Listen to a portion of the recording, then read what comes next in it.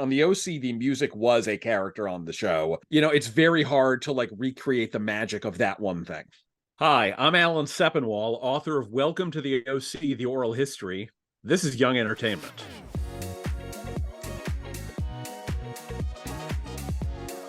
Yeah, so I really, really enjoyed this book, and especially as an OC fan, I found it extremely insightful. So many things I didn't know that I know now that I now know. So thank you for that. Well, this is good Um, to hear. yeah. Um, I guess we can just jump right into the questions then. Um, First one I had for you is that in your acknowledgments, you write that this was a hard task to take on. So my Yes. question for you is, when Josh and Stephanie asked you to write this, why did you say yes? Um, it was a few reasons. One, I hadn't written a book in a long time due to the pandemic and some health things that I was still actually going through while writing the book. I rewatched most of the show from a hospital bed, so at least it Oh, provided a nice distraction, so that was good. hmm. But so I wanted to get back into the book game. I'd never done an oral history, but mostly I'd said deep affection for this show. I had written a much shorter, skimpier book about it 20 years ago, and it gave me an excuse to revisit it, to get to talk to everybody about it. And most importantly, though, Josh and Stephanie said to me, look, we don't want this to be a puff piece. We want to talk about all of it. It's going to be warts and all. We're going to tell everyone to be completely candid with you. And I believe that is what I got from everyone. Well, jumping off what you just said about everyone being candid, I saw that you had posted a video the other day talking about the response from readers, and that you said that they said they were surprised at how candid everyone was. So I wondered if you were surprised by that as well. Well, it helped that Josh and Stephanie were on board, like they were officially part of the project, and also that I had spoken to them extensively before I talked to anybody else. Hmm. And so, I remember I was interviewing Autumn Reeser at one point, and I brought up something like bad that had happened behind the scenes in season 3, and she said, "Wait, are we allowed to talk about that?" And I said, "Yeah, Josh and Stephanie told me that story." And almost immediately, like whatever sort of defenses she had up that I think actors are kind of programmed to have, like, oh, we shouldn't share these things, Hmm. she said, "Oh, I guess it's okay." And so people really opened up. There were some people who obviously remembered things better than others, and some people, um Mischa, as you can probably tell, didn't really want to say much of anything, and I can Hmm. understand that. But for the most part, people were very open about the highs and the lows of the experience of making the show for 4 years. You mentioning Misha, I feel like a lot of people that go to read the book are curious about that part of the book and what we're going to hear, because I feel like we've heard so many different versions of the truth about why she left. And it's random, it might be random to mention this, but 90210 was mentioned several times in the book. And I think many people might draw comparisons between Shannon leaving 90210 and Misha leaving the OC, and the rumors kind of surrounding both of them. So recently, the rumors around Shannon, I feel like, have kind of been cleared up, put to rest. Do you think the book will finally be able to do the same for Misha? I would hope so, because certainly the story that everybody told me is not the story that was in the rumors. It was not, oh, Mischa was behaving badly. Mischa was trying to get fired. Mischa was out of control, whatever, Hmm. and Mischa was causing problems. It wasn't any of that. It was, if anything, the show kind of failed Mischa on multiple levels, and everybody talks about that. And I would hope this would put it to rest.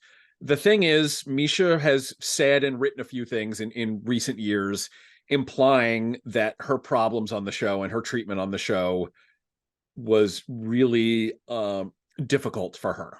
And she hasn't said anything more than that. She didn't want to talk about that with me, which I respect. Like, if she doesn't want to, it's her story to tell. If she doesn't want to tell it to me, that's completely her right. But that means that people are still going to be speculating about things. And certainly, while I've been doing press for this book, I've gotten a lot of questions of like people trying to read between the lines of the few things Mischa told me or certain comments that other people made about Mischa. I think there's just something about the nature of, especially because she was such a young person at the time and a young woman, like Hmm. we're programmed to like pick girls and young women apart, and it's awful. And I'm so sorry that she had to go through that on top of whatever else it is she went through. And I hope that people sort of take this as, okay, this is what happened. And I worry that they're still going to, keep looking for conspiracies and hidden messages. Yeah, I totally feel that way. And when I was reading the book, it felt like a breath of fresh air, because it felt like we finally got the truth from the people that were there, you know? I mean, the way I look at it is between me and my researcher, Oriana Schwint, we talked to like dozens of people who worked on the show. Mhm. And to varying degrees, especially when they were not the actors, people were extremely candid. This is an old job. There's nothing that they felt they needed to protect. Mhm. And so if person after person keeps telling you a story that is in line with everybody else's version of it, at a certain point you have to say, okay, this is it, because there cannot be some grand conspiracy where everyone got together and pricked their fingers with a needle and became blood siblings and Yeah. said, we will never for a million years tell people what actually happened. Definitely. I mean, like you said, it seems to me that it is the truth, and hopefully people can accept that Yeah. finally. My next question is a little more lighthearted. In the book, we see or hear about the kind of trials and tribulations that Josh goes through as a first-time young showrunner. So I'm wondering, do you think that the book could serve as, or what it could do to help inexperienced showrunners or first-time showrunners now? I mean, one of the things that's been really gratifying to hear is from people who love TV but were not necessarily OC obsessives, and they read this and they say, "Wow, like this feels like just the story of making any TV show." Like there's very specific details about this, including the fact that Josh was so young. But like a lot of it is about like the larger process and things that a lot of shows go through, even streaming shows today that don't make nearly as many episodes as this. And I think there's definitely a lot there, specifically about Josh's, relative inexperience at the time. And some of those, it was interesting doing the reporting because early on, I spoke to a bunch of executives and they all, expressed the thing that's in the book about how they were worried Josh was too friendly with the actors. And then I would bring it up in interviews with Josh, not specifically saying that these people had said that, but I would sort of try asking questions around it. And after a while, Josh said, "Why do you keep bringing this up, Alan? What's going on?" And then he finally read the first draft of the book when I turned that in. He said, "Wow, I guess a lot of people were really thinking this." Yeah. I thought that part was interesting in the book too, because I feel like, in the workplace, they're always like, you got to be the boss. You can't always be the friend. So I never thought about that for like TV, you know? Yes. I feel like the And lines can kind of get blurred. he was very close to Adam Brody especially, but he was Mhm. close to all of them. And Rachel Bilson like helped connect him with his first wife and all of these things. So it's like, I mean, you will get that as well on other shows too, where like the showrunner and the lead actors are in their early 40s or something. But you know what friendships are like when you're in your mid 20s. Like that's Mhm. very intense. Yeah. So when you couple that with the fact that like he was their boss, it was extra sort of, complicated. What's your favorite Chrismica episode? The first one. I mean, Yeah. it's the first one, the best Christmas ever. I still like every time I even think about like the look on Ryan's face as Seth is explaining Christmas to him. Oh You're yeah. laughing now, I'm laughing. Yeah. That's great. All of the stuff going on between Seth and Anna in Summer over the course of this episode, but also like some of the heartwarming stuff, like Ryan finally recognizing, oh, it's okay to have like a happy holiday with your family. Like it's a great episode. It's the first thing Stephanie Savage ever wrote for television. She obviously put a lot of herself into it. It's one of the best episodes of the show, period, not just the best Christmas episode. I completely agree. I love the turnaround from Ryan not really being in the holiday, and then at the end he's putting his stocking up over the fireplace. Oh, it's wonderful. Oh And I yeah. believe I made sure I owned every single item in the Seth Cohen starter pack Really? that year. Yes. Okay, the next question is, do you think that Captain Oates and Princess Sparkle are still together? I would hope so. I certainly think that the odds of them still being together are greater than the odds of Seth and Summer still being together, which is not like I'm predicting that they broke up. I'm just Yeah, saying I yeah. think that the bond between Captain Oates and Princess Sparkle is so much tighter that if for some reason, the Cohen Roberts marriage were to have fallen apart, one of them would have made a sacrifice and said, "Okay, you keep my horse." Definitely. Yeah. Were you surprised by some of the answers you got during your interviews? Definitely. I mean, like I said, the Mischa thing was not the story that we'd all heard. It was not the Mhm. story I was expecting. I was surprised by I knew things had sort of gotten rough in the later years overall, but I was surprised by the nature of some of those stories. Like Brody just letting the scripts pile up outside his trailer. Mhm. Yeah, but and also to find out that the explanation for the Seth is addicted to marijuana story Yeah. is that they felt Brody was giving so little effort at that point on camera that they had to find a way to explain it. Because I Yeah. remember way back when watching this and thinking, oh God, this is the network. They're telling them, oh, you can't have the kids like drinking and doing drugs without consequences. Mhm. You need to show that like Seth smokes pot and it's bad. And no, it was just a cover for Adam Brody, being low energy. It's Yeah. amazing. I found those parts extremely interesting too, especially the Adam part, because I didn't know that. I remember him talking on the podcast that he was kind of losing his energy during the fourth season, but I didn't know all the stuff about the third season as well. Yeah, I mean it's a tough thing because for him and Ben especially, it's Mhm. like this is the show that makes them famous, that like makes everyone in town want to hire them, and it's a Yeah, show that's like in production so much of the year that they can't actually go do anything else. exactly. So that has to be tough. Yeah. What's your favorite song from the show? Oh my God. Are you asking me like the song, or are you asking me like the song's use on the show? Because my answers would be different. Songs used on the show. I mean, that's hide and seek. Oh Marissa yeah. shoots Oh yeah. Trey, and What You Mhm. Say plays, all of that. That is the OC musical moment. Oh yeah. Just because my tastes trend a little more towards power pop, for me, it's Mhm. California. I Oh went yeah. like a few days after I saw that episode and I bought The Guest, the Phantom Mhm. Planet album that it's on at my local record store. I love that song. I love that album a Yeah. whole lot. But I mean, that show informed so much of my musical taste at the time and still kind of does.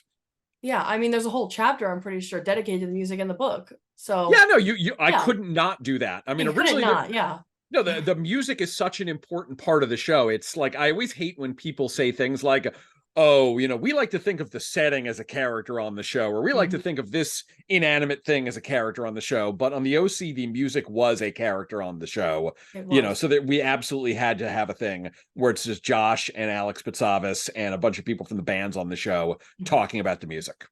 Do you think there are any shows that are on right now that are comparable to the OC? It's hard just because nobody's making seasons as long as this, and part of what Mm. was fun about the OC was they were doing like 5 seasons worth of show in one season, and just Yeah. everything was going so fast, and it was melodramatic, and it was funny, and it was self-aware, and it was doing all of these things at once. Like there's a lot of teen shows that will scratch like one of those itches, but it's very hard to find something that's doing all of them at the same time. Even Josh and Stephanie's other stuff, where most of which I've liked a lot, Mhm. it's very hard to like recreate the magic of that one thing. Where can you buy the book? And also, we did have a fan who asked if it's going to be available in South Africa. Um, I unfortunately do not have like a lot of power information about international sales. I know Right. it's being rolled out in a lot of other countries. I was talking to my publisher today about Australia, which I think is coming soon.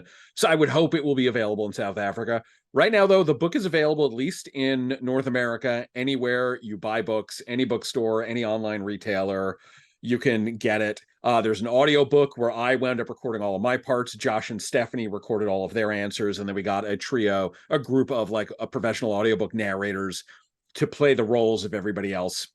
So, I mean, there's lots of different options if you want to get this thing.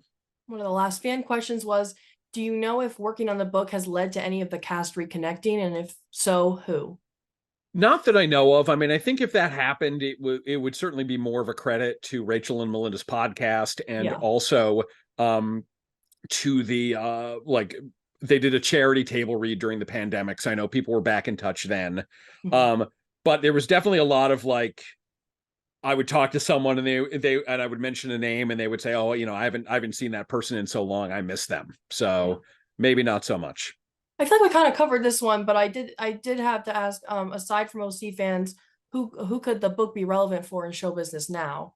I mean, I think if you care about television, not just this moment in like the mid 2000s when the broadcast networks were still important, but just in general, the idea of like making a creative endeavor and having to do it for weeks and months and years on end, and what that's like, and what it's like when you go from being completely anonymous and working at a video store to a couple of years later being the most famous person like in your demographic and being chased by screaming teenage girls, and then to go from that to like suddenly this show is hugely popular to the audience has gone away and people aren't happy with it anymore. It's this huge dramatic roller coaster. And I think that like it's a good story regardless of whether or not you care about the OC. But if you care about the OC, there's a whole lot in there for you.